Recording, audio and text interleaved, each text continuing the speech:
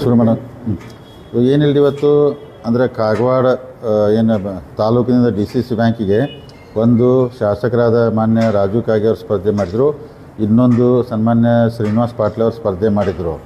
So ಇವತ್ತು ಅಂದರೆ ಉಸ್ತುವಾರಿ ಮಂತ್ರಿಯಾದ ಸನ್ಮಾನ್ಯ ಸತೀಶ್ ಜಾರಕಿಹೊಳಿ ಅವರು, ರಾಜು ಕಾಗೆ ಅವರು, ಶ್ರೀಮಂತ್ ಪಾಟೀಲ್ರು, ನಾವು ಶ್ರೀನಿವಾಸ್ ಅವರೆಲ್ಲ ಚರ್ಚೆ ಮಾಡಿ ಜಿಲ್ಲಾ ಉಸ್ತುವಾರಿ ಮಂತ್ರಿ ಸನ್ಮಾನ್ಯ ಸತೀಶ್ ಜಾರಕಿಹೊಳಿ ಅವರು ಶ್ರೀನಿವಾಸ್ ಅವ್ರಿಗೆ ನಾಮಪತ್ರ ಹಿಂದೆ ತಕ್ಕೋಬೇಕು, ರಾಜು ಕಾಗೆಯವನ್ನ ಅವಿರೋಧ ಆಯ್ಕೆ ಮಾಡಬೇಕಂತೇಳಿ ನಮಗೆಲ್ಲ ಅವರು ಒಂದು ಆದೇಶ ಮಾಡಿದರು. ಅದಕ್ಕೆ ಇವತ್ತು ಬ್ಯಾಂಕಿಗೆ ಬಂದು ಶ್ರೀನಿವಾಸ್ ಅವ್ರನ್ನು ಕಾಗವಾಡದಿಂದ ಹಿಂದೆ ಸರಿದು ರಾಜು ಕಾಗೆಯವನ್ನ ಅವಿರೋಧ ಆಯ್ಕೆ ಮಾಡೋಕ್ಕೆಲ್ಲ ಸಹಕಾರ ಕೊಟ್ಟಿದ್ದೀವಿ. ಅಂದರೆ ಸತೀಶ್ ಅವ್ರು ಏನಂದ್ರೆ ರಾಜು ಕಾಗೆಯವರು ಭಾಳ ಸೀನಿಯರ್ ಅದಾರು, ಅಂದ್ರೆ ಆ ಭಾಗದಲ್ಲಿ ಶಾಸಕರಿದಾರು.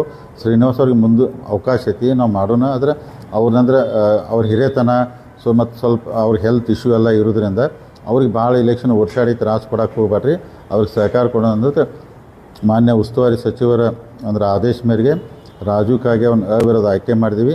ಮುಂದಿನ ದಿನ ಮೊದಲು ಕಾಗವಾಡ ಏನು ತಾಲೂಕು ಬರ್ತೈತಿ ರೈತರ ಹಿತದೃಷ್ಟಿಯಿಂದ ಸೊ ರಾಜು ಕಾಗೆ ಅವರು, ಶ್ರೀಮಂತ್ ಪಾಟೀಲ್ ಅವರು, ಶ್ರೀನಿವಾಸ್ ಪಾಟೀಲ್ ಅವರು ಎಲ್ಲರೂ ಕೂಡಿ ರೈತರಿಗೆ ಒಳ್ಳೆ ಆಗೋ ಕೆಲಸ ಮಾಡ್ಬೇಕಂತ ಅಂದ್ಕೊಂಡಾರು. ಎಲ್ಲರದು ಮೀಟಿಂಗ್ ಆಗಿದೆ. ಅದಕ್ಕೆ ಇದನ್ನೆಲ್ಲ ಸೇರಿ ಈಗಾಗಲೇ ನಮ್ಮ ಅಂದರೆ ಗುಂಪಿನ ಅಂದ್ರೆ ಇವತ್ತು ಚಂದ್ರರಾಜ್ ಹಟ್ಟಿಹೊಳಿ ಅವ್ರದ್ದು ಅವಿರೋಧ ಆಯ್ಕೆ ಆಯಿತು. ನಮ್ಮ ಕಡೆ ಗುಂಪಿನ 7 ಅವಿರೋಧ ಆಯ್ಕೆ ಆದಿವಿ.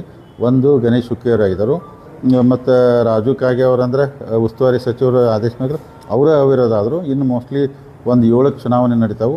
ಅವನು ಚುನಾವಣೆ ಸಮಾಧಾನ ಮಾಡಿಬಿಟ್ಟು ಒಟ್ಟು ನಾ ಏನೆಲ್ಲ ಬ್ಯಾಂಕ್ ಎಲ್ಲರೂ ರೈತರ ಆಶೀರ್ವಾದದಿಂದ ಜನರ ಆಶೀರ್ವಾದದಿಂದ ಮುಂದಿನ 5 ವರ್ಷಕ್ಕೆ ಅಗದಿ ಚೊಕ್ಕ ಅಂದರೆ ಕ್ಲೀನ್ ಆಡಳಿತ ಕೊಡುವಂಥ ಪ್ರಾಮಾಣಿಕ ಪ್ರಯತ್ನ ಮಾಡ್ತು.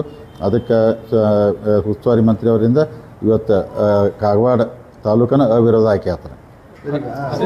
ರಾಮದುರ್ಗು ಅಥಣಿ ಮತ್ತು ಬೇರೆ ಬೇರೆನೂ ನಿನ್ನೆಯಿಂದ ನೀವು ಪ್ರಯತ್ನ ಮಾಡ್ತಾ ಇದ್ದೀರಿ ಅನ್ನುವಂಥ ಸುದ್ದಿ ಇತ್ತು, ಏನಾಯ್ತು ಸರ್? ಇಲ್ಲ, ಎಲ್ಲನೂ ಪ್ರಯತ್ನ ಮಾಡಿದೆ. ಅಂದರೆ ಕಾಗವಾಡ ಅಥಣಿನೂ ಅವಿರೋಧ ಆಯ್ಕೆ ಆಗ್ಬೇಕಂತ ನಮ್ಗೆ ಇಚ್ಛೆ ಆಯ್ತು.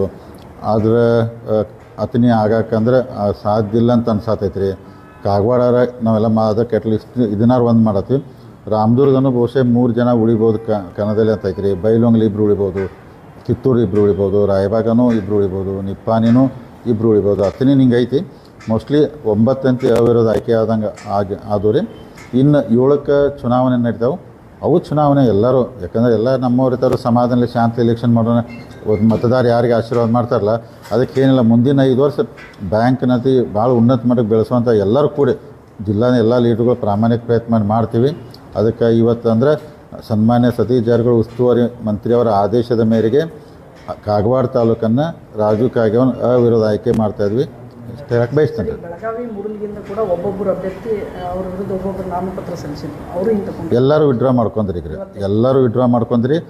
ಈಗ ನಮ್ಮದು ಅದ ಗುಂಪಿನ ಅನ್ನೋದು 7 ಕಟ್ಟು ಕ್ಲಿಯರ್ ನಮ್ಮವ್ರು ಅವಿರೋಧ ಆಯ್ಕೆ ಆದ್ರಿ. ಗಣೇಶ್ ಹುಕ್ಕೇರಿ ಅವರು ಕಾಮನ್ ಕ್ಯಾಂಡಿಡೇಟ್ದಾಗ ಅವರು ಅವಿರೋಧ ಆಯ್ಕೆ ಆದರು. ರಾಜು ಕಾಗೆ ಅವರು ಉಸ್ತುವಾರಿ ಮಂತ್ರಿಯವರ ಆದೇಶ ಮೇರೆಗೆ ಮಾಡಿದ್ರು. ಅಂದ್ರೆ ಅವ್ರು ಉಸ್ತುವಾರಿ ಕ್ಯಾಂಡಿಡೇಟ್ ಅಂತೂ ನಮ್ದು 7ರಾಗ ಲೆಕ್ಕ ಹಿಡಿದಲ್ಲ. ಈಗ ಎಲ್ಲರೂ ನಮ್ಮ ಬಂದಾಗ ಬರ್ತಾರೆ. ಆಮೇಲೆ ಇಲೆಕ್ಷನ್ ಆದ ಕೂಡಲೇ ಈಗ ಎಲ್ಲರೂ ಈಗ ಇಲೆಕ್ಷನ್ ಐತೈತಿ. ನಾಳೆ ಎಲ್ಲ ಬನ ಕೂಡಿಕೇಶ್ ಎಲ್ಲರೂ ಕೂಡಿ ಚಂದಂಗೆ ಬ್ಯಾಂಕ್ ನಡೆಸೋಣ್ರಿ.